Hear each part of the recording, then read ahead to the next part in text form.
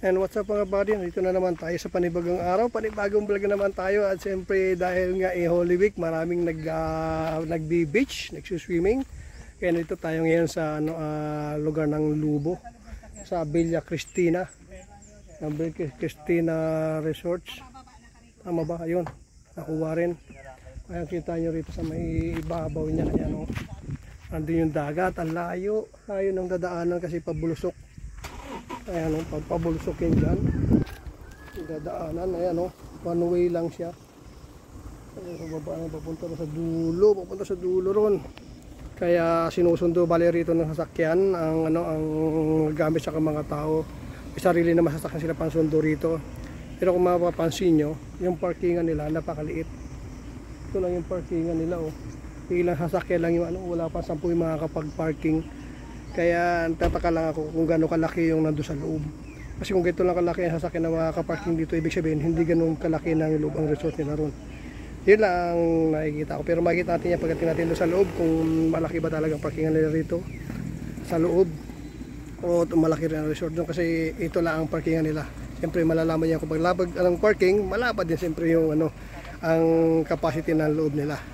Ayun, alamay natin siyempre dito sa sakyan natin, ibababa natin mamaya pagkatapos nung mga staff ng Pasit Malabon, dahil ito nga swimming po pala ng Pasit Malabon staff, Lauri Pasit Malabon staff. Kaya ayan, samahan nyo kami sa aming paliligo. Ayan. Ayan nga, ang hirap magmaniobra dito sa sa parking nila dito sa baba, dahil wala nga pala talaga pang isang halos sasakyan o dalawang sasakyan lang. Kaya kailangan pa talaga ipaalam dahil hindi nga makakaano. Dahil one way nga lang yung daanan, kaya kailangan alam nila para mamaya may packet di sa lubungan, di hirap, diba? Ayan mga buddy, dito na kami sa may baba sa parkingan, kasi ibababa namin yung mga gamit. Ayan, tapos mamaya itatas ulit tong sasakyan, dahil nga makikita nyo, ayan, ito lang yung kanilang receiving area rito sa baba. Wala ibang parkingan. Ayan, tapos dyan sa may baba may parkingan ulit dyan sa may baba, pero tao na lang. Kaya samahan nyo kami hanggang doon sa baba para makita natin kung ano yung nasa loob itong. Dito na tayo sa baba. Ito yung pinaka ata nila ang bahay, yung pinaka safe nila rito. Dito yan sa loob yung mga yung ating mga gamit nandito na. At syempre sa mga kasama pa natin na doon. Andiyan sila, mga nagbubuhat Ayan. Ayan, Pasit Malabon, Lauri Pasit Malabon. Ayan guys, mga staff. Siyempre taon-taon yan may outing sila dito sa Cavite. Depende kung saan mapag-usapan sila mag-outing. Ayan. Ayan, doon pa ibang mga staff. Maliit lang pala rito talaga mga buddy. Siguro isa lang o ilang mga lang makakabuking dito. Pero sa mga sasakyan sa taas, nasa mga 7 sasakyan lang, so gano'n lang ang halos capacity nila. Pero hope makita natin mamaya sa baba. At siyempre dahil lubunga ito, alam ko talagang malinaw ang tubig dito. Ayan, samahan nyo kami hanggang doon sa paliligo namin mga buddy, hanggang sa mga gagawin pa namin ito mga activities. Ayan guys, nandiyan kami sa loob. Ayan, siyempre may mga kubo rito, may ilang pirasong kubo. At napansin ko lang, bato-bato pala talaga yung rito. Bato-bato yung bisila rito. Ayan, grabe. Bato-bato.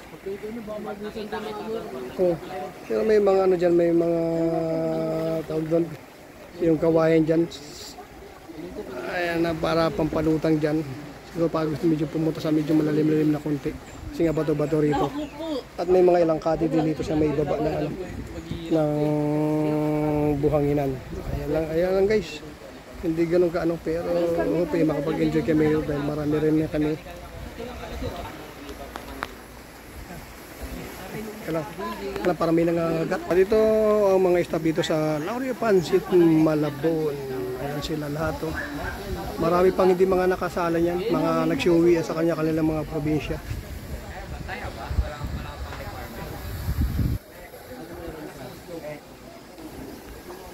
Pari-checkin natin loob nitong itong binayaran na na pinakabahay. At mayroon din pala karaoke, kung gusto mag-karaoke. At ito yung kwarto. May 2 double deck dito. At may pintuan dyan. Ito palabas yan. Ito, may pintuan din dito. Bakit siya? May hagdanan dito kasi up and down pa na ito. Akitin natin yung taas at checkin natin kung ano naman makikita natin dito sa taas. Yun.